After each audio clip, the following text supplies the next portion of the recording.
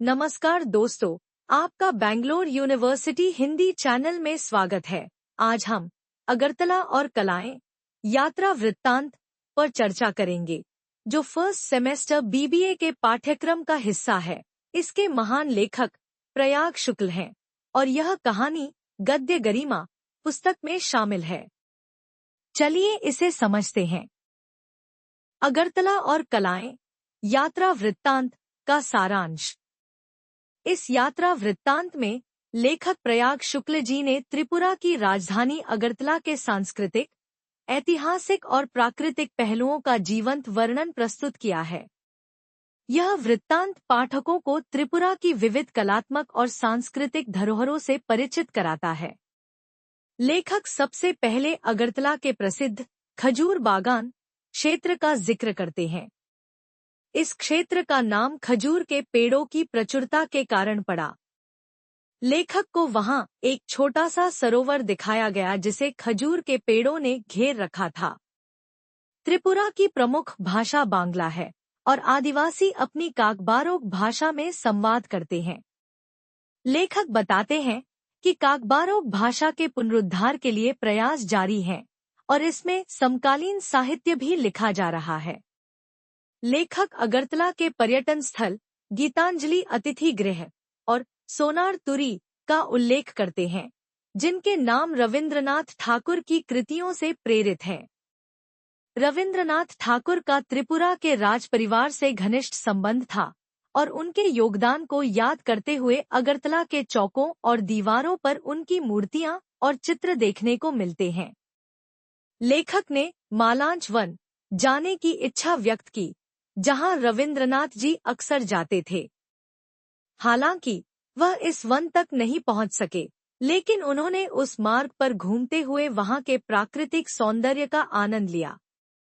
त्रिपुरा के मौसम का जिक्र करते हुए लेखक बताते हैं कि यहाँ सूरज जल्दी उगता है और सुबह की धूप त्वचा को महसूस होती है। उन्होंने आम और लीची के पेड़ों की बौर का जिक्र किया, जो देखने में इतने समान लगते हैं कि भ्रम पैदा कर सकते हैं। त्रिपुरा के रबर प्लांट और वहां के वनस्पतियों की विविधता पर भी उन्होंने ध्यान दिया। लेखक ने बताया कि अगरतला में आने का मुख्य उद्देश्य संगीत नाटक अकादमी द्वारा आयोजित नाट्य समागम में भाग लेना था, जो नजरुल कला क्षेत्र में हो रहा था। उन्होंने बंगाल का बाउल, आंध्र की हरिकथा और मणिपुरी वाणी विलवा कथा गायन जैसे कार्यक्रमों का अनुभव किया।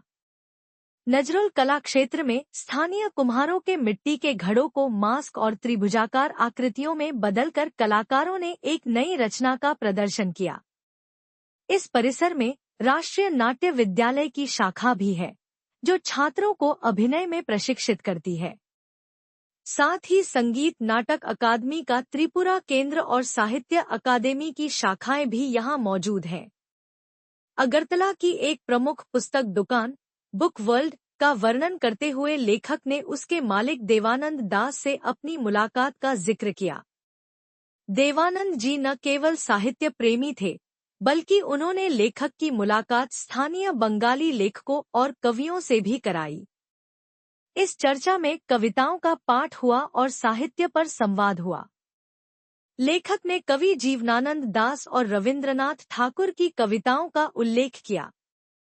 मीनाक्षी भट्टाचार्य ने रविंद्रनाथ की कविता सामान्य लड़की का सुंदर पाठ किया।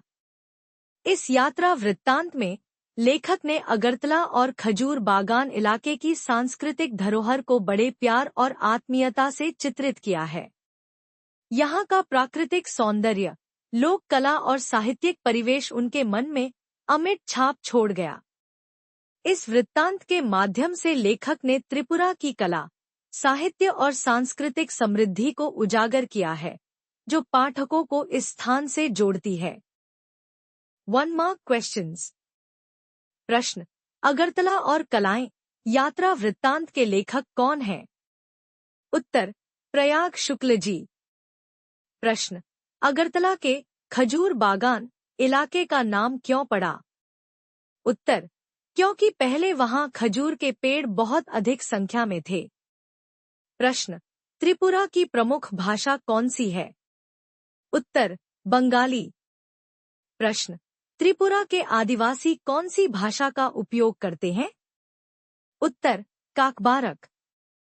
प्रश्न, त्रिपुरा के गीतांजलि अतिथि गृह और सोनार तरी के नाम किससे प्रेरित हैं? उत्तर रवींद्रनाथ ठाकुर जी की कृतियों से। प्रश्न, अगरतला में मालांच वन का क्या महत्व है? उत्तर, यह वह स्थान है जहां रवींद्रनाथ ठाकुर जी अक्सर जाया करते थे। प्रश्न, अगरतला में सुबह सूरज जल्दी क्यों निकलता है? उत्तर, क्योंकि यह पूर्वोत्तर भारत में स्थित है। प्रश्न, अगरतला में आम और लीची के पेड़ों में कौन सी समानता है? उत्तर, दोनों के बौर एक जैसे दिखते हैं, जिससे भ्रम हो सकता है। प्रश्न, त्रिपुरा के कौन से वृक्ष इसे विशिष्ट पहचान दिलाते हैं? उत्तर, रबर के पेड़। प्रश्न, लेखक ने अगरतला की संरचना की किस बात को सराहा है? उत्तर, बहुमंजिला इमारतों के अभाव और हरियाली को। प्रश्न, नाट्य समागम का आयोजन कहाँ किया गया? उत्तर, नजरुल कला क्षेत्र में। प्रश्न, नाट्य समागम में कौन सी प्रमुख लोक कलाएं प्रस्तुत की गईं? उत्तर, बाउल गायन, हरिकथा, वादी वल्बा कथा गायन और अल्हा गायन। प्रश्न, नजरुल कला क्षेत्र में संगीत नाटक अकादमी की क्या खासियत है? उत्तर, यहाँ रंगमंच के लिए 1 वर्ष का प्रशिक्षण दिया जाता है। प्रश्न, लेखक ने अगरतला में कौन सी बड़ी पुस्तक दुकान का उल्लेख किया है? उत्तर, बुक वर्ल्ड। प्रश्न, लेखक ने बुक वर्ल्ड के मालिक से क्या अनुरोध किया? उत्तर, स्थानीय बंगाली लेखकों और कवियों से मिलने का। प्रश्न, लेखक की किस स्थानीय कवयित्री से मुलाकात हुई, जिन्होंने रवींद्रनाथ ठाकुर की कविता सुनाई? उत्तर, मीनाक्षी भट्टाचार्य। प्रश्न, नजरुल कला क्षेत्र में लोक नृत्य के अलावा किस प्रकार की कलात्मक स्थापना का वर्णन किया गया है? उत्तर, दिल्ली के कलाकार सुनील चंद्र लास्कर द्वारा घटस्थापनाएं। प्रश्न, त्रिपुरा विश्वविद्यालय के पूर्व उपकुलपति अरुणोदय साहा जी ने किसकी जीवनी लिखी है? उत्तर, अतुल प्रसाद की। प्रश्न, अगरतला से बांग्लादेश की सीमा कितनी दूर है?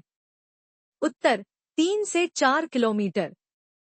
प्रश्न, अगरतला और कलाएं यात्रा वृत्तांत में लेखक ने क्या अनुभव किया? उत्तर, अगरतला की सांस्कृतिक समृद्धि, हरियाली और कला प्रेमी वातावरण। अगरतला और कलाएं के संदर्भ के साथ व्याख्या और विशेषताएं। 1. पंक्ति, त्रिपुरा के आम और लीची के पेड़ों में गहरा साम्य है। संदर्भ, यह पंक्ति लेखक प्रयाग शुक्ल जी की यात्रा वृत्तांत अगरतला और कलाएं से ली गई है, जो गद्य गरिमा पाठ्य पुस्तक में संकलित है। प्रसंग, लेखक त्रिपुरा के प्राकृतिक परिदृश्य का वर्णन कर रहे हैं और आम तथा लीची के वृक्षों के बीच समानता को रेखांकित करते हैं। व्याख्या, इस पंक्ति में लेखक ने त्रिपुरा के वृक्षों और उनकी विशेषताओं का वर्णन किया है। आम और लीची के बौर इतने समान होते हैं कि देखने वाले भ्रमित हो सकते हैं। यह त्रिपुरा के प्राकृतिक पर्यावरण की समृद्धि और विविधता को उजागर करता है। यह पंक्ति पाठक को प्रकृति की गहराई और विविधता के प्रति संवेदनशील बनाती है। विशेषता, पंक्ति में प्राकृतिक सुंदरता और पारिस्थितिकी तंत्र का वर्णन है। यह लेखक की पर्यावरण के प्रति सजगता को दर्शाती है। प्रकृति के छोटे छोटे विवरणों के प्रति लेखक की सूक्ष्म दृष्टि झलकती है। 2. पंक्ति, त्रिपुरा में नजरुल कला क्षेत्र सांस्कृतिक गतिविधियों का केंद्र है। संदर्भ, यह पंक्ति लेखक प्रयाग शुक्ल जी की यात्रा वृत्तांत अगरतला और कलाएं से ली गई है, जो गद्य गरिमा पाठ्य पुस्तक में संकलित है। प्रसंग, लेखक नजरुल कला क्षेत्र में आयोजित नाट्य समागम और सांस्कृतिक कार्यक्रमों का वर्णन कर रहे हैं। व्याख्या, इस पंक्ति में नजरुल कला क्षेत्र को त्रिपुरा के सांस्कृतिक केंद्र के रूप में प्रस्तुत किया गया है। यहाँ नाट्य समागम, लोक कला प्रदर्शन और संगीत कार्यक्रम आयोजित होते हैं, जो त्रिपुरा की सांस्कृतिक समृद्धि को दर्शाते हैं। लेखक ने यहाँ के कलाकारों और उनकी कलात्मक प्रस्तुतियों की सराहना की है। विशेषता: यह पंक्ति त्रिपुरा की सांस्कृतिक धरोहर को उजागर करती है। लोक कला, नृत्य और नाटकों के माध्यम से कला के प्रति लोगों की रुचि को प्रदर्शित करती है। लेखक की सांस्कृतिक समझ और कलात्मक दृष्टिकोण को दर्शाती है। 3. पंक्ति: अगरतला के खजूर बागान इलाके की सांस्कृतिक दुनिया की याद वर्षों बनी रहने वाली है। संदर्भ: यह पंक्ति लेखक प्रयाग शुक्ल जी की यात्रा वृत्तांत अगरतला और कलाएं से ली गई है, जो गद्य गरिमा पाठ्य पुस्तक में संकलित है। प्रसंग: लेखक अगरतला की सांस्कृतिक यात्रा के समापन पर अपनी स्मृतियों को व्यक्त कर रहे हैं। व्याख्या: इस पंक्ति में लेखक ने अगरतला की सांस्कृतिक धरोहर, प्राकृतिक सुंदरता और यहाँ के लोगों की कलात्मक संवेदनशीलता की सराहना की है। यहाँ की कला, साहित्य और सांस्कृतिक गतिविधियों ने लेखक पर गहरी छाप छोड़ी है। यह उनके यात्रा अनुभव की स्मृतियों का सार है। विशेषता: पंक्ति में लेखक की भावनात्मक अभिव्यक्ति स्पष्ट होती है। यह पाठक को त्रिपुरा की सांस्कृतिक यात्रा करने के लिए प्रेरित करती है। लेखक की संवेदनशील दृष्टि और स्मृतियों की गहराई को दर्शाती है। अगरतला और कलाएं। टिप्पणी: 1. त्रिपुरा की सांस्कृतिक धरोहर और रवींद्रनाथ ठाकुर जी का योगदान। प्रयाग शुक्ल जी ने अपने यात्रा वृत्तांत में त्रिपुरा की सांस्कृतिक धरोहर को विशेष रूप से रेखांकित किया है। त्रिपुरा के राजपरिवार और रवींद्रनाथ ठाकुर जी के गहरे संबंधों का उल्लेख इस बात को दर्शाता है कि कला और संस्कृति यहाँ के सामाजिक ढांचे में कितनी गहराई से जुड़ी हुई है। ठाकुर जी की कृतियों से प्रेरित गीतांजलि, अतिथि गृह और सोनार तरी जैसे नाम त्रिपुरा के सांस्कृतिक माहौल को और भी समृद्ध बनाते हैं। इस यात्रा वृत्तांत से यह पता चलता है कि त्रिपुरा का सांस्कृतिक योगदान केवल क्षेत्रीय नहीं, बल्कि राष्ट्रीय स्तर पर भी महत्वपूर्ण है। लेखक ने राजपरिवार के अलावा आम जनता में भी कला के प्रति प्रेम और रुचि को उजागर किया है। 2. प्राकृतिक सौंदर्य और पर्यावरण संरक्षण की झलक। लेखक ने त्रिपुरा के प्राकृतिक सौंदर्य और पर्यावरणीय संतुलन को बड़े सुंदर ढंग से प्रस्तुत किया है। अगरतला के खजूर बागान, बांस और अन्य वृक्षों का वर्णन इस बात को दर्शाता है कि यह क्षेत्र हरियाली और प्राकृतिक संपदा से भरपूर है। मालांच वन का जिक्र और रबर के पेड़ों का वर्णन त्रिपुरा के पर्यावरणीय विविधता को सामने लाता है। प्रयाग शुक्ल जी ने यह भी बताया है कि यहाँ बहुमंजिला इमारतों की अनुपस्थिति ने इस क्षेत्र की पारंपरिक सुंदरता को बनाए रखा है। यह यात्रा वृत्तांत पर्यावरण संरक्षण की महत्ता को अप्रत्यक्ष रूप से रेखांकित करता है। 3. नजरुल कला क्षेत्र, कला और संस्कृति का केंद्र। नजरुल कला क्षेत्र को त्रिपुरा के सांस्कृतिक गतिविधियों का केंद्र बताते हुए लेखक ने इसे विशेष महत्व दिया है। यहाँ नाट्य समागम और लोक कला से संबंधित कार्यक्रमों का आयोजन त्रिपुरा की सांस्कृतिक पहचान को उजागर करता है। बाउल गायन, हरिकथा और अल्हा गायन जैसे प्रदर्शन दर्शाते हैं कि यहाँ की लोक कलाएं कितनी समृद्ध हैं। इसके अलावा यहाँ संगीत नाटक अकादमी द्वारा आयोजित प्रशिक्षण कार्यक्रम भी स्थानीय प्रतिभाओं को विकसित करने का माध्यम बनते हैं।